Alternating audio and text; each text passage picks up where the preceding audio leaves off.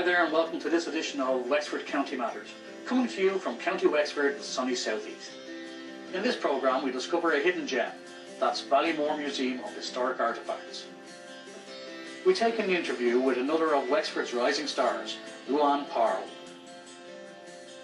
I get all nostalgic with professional photographer Mary Byrne in New Ross.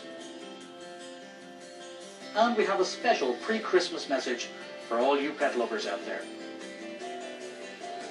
But first, let me take you on a journey to one of Wexford's most quirky museums, tucked away in the quiet corner of Ballymore.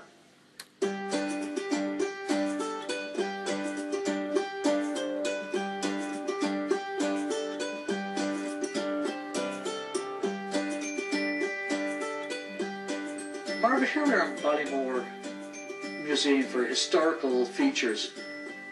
This is just a Pandora's box. It's amazing. Tell us a little bit about what's around us here. Well, there's everything really relating to a family that have been here for over 300 years. The museum was opened over 20 years ago. Myself and my late husband decided that we would make use of the old farm buildings, and there was a lot of stuff in the attic.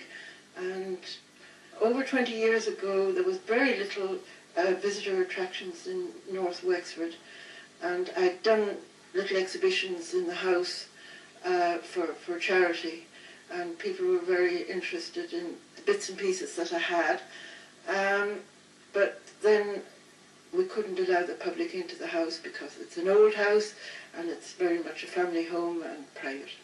So these old buildings were derelict, no longer used for modern farming, and we just thought, well, maybe we could do something that would bring people in and give us an extra interest and bring people in and see the old place. So we got a WLD, gave us a very small grant 20 odd years ago, and we set it up as it is more or less today. Tell me a little bit about the different types of installations that you have running here then. Well, first of all, we have old farm machinery pertaining to the horse era, all honourable wrecks, but people like to look at them and reminisce. We have the old dairy where they made the butter and kept the milk in the past, and various bits and pieces there. We have a picture gallery of Phoebe Donovan's work. She was well known in County Wexford and in Dublin. She was actually involved with the Watercolour Association, wasn't she? Yes, she was a founder, well, she was a lifelong member of the Watercolour Society and a founder member of the Graphic Studio.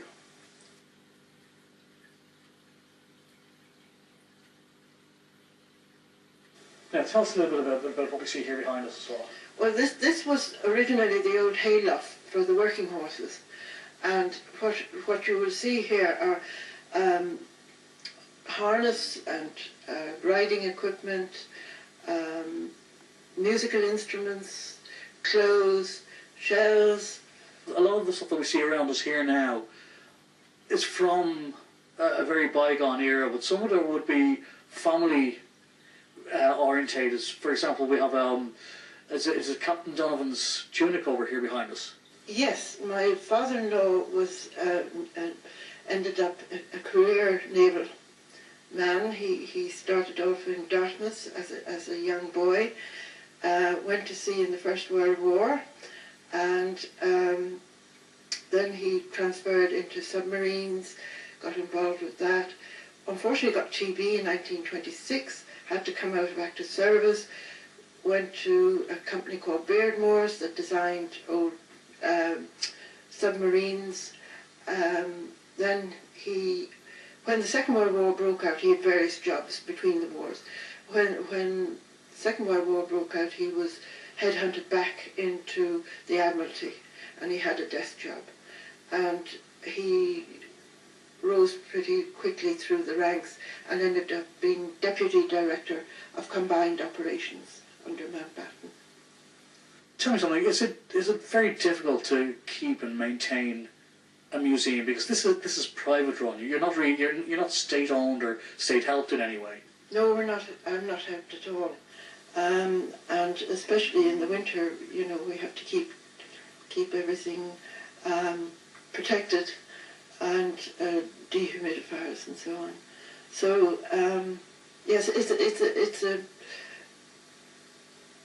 hobby. It's very much An expensive hobby. an expensive hobby. Yeah. Is it seasonal, or are you open all year round? It's very much seasonal. It's very much a summer project. I open in May and June, Sundays only, 2 to 5. July and August and the beginning of September, Friday, Saturday and Sunday, 2 to 6, and of course bank holiday Mondays through the summer. And I'm very much open to people if they want to come and let me know by appointment, or groups by appointment.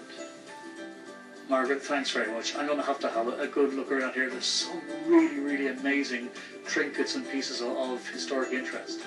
Oh yes, there's plenty of different things, something for everybody, hopefully.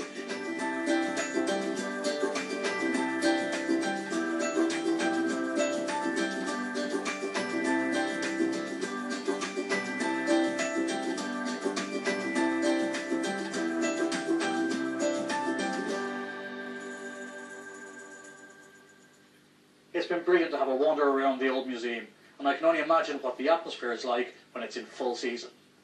And so, from antiquity to old world